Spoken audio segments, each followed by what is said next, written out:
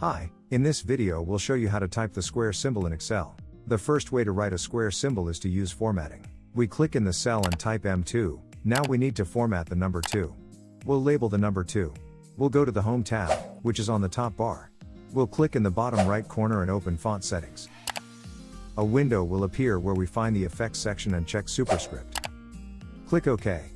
Great. If we needed to write a square symbol next to the numbers, we need to change the cell formatting to text.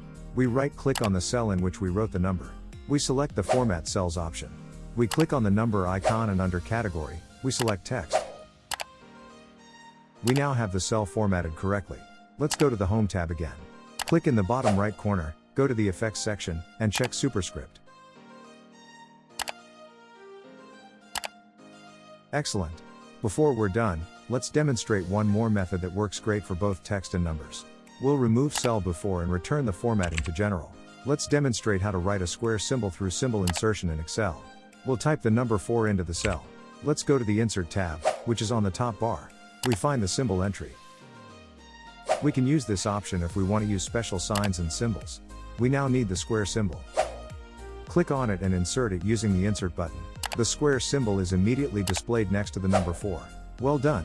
If you found this tutorial helpful, give us a like and check out more tutorials from Office Superheroes. Learn how to use Excel quickly and easily. If you would like to see more videos, don't forget to subscribe.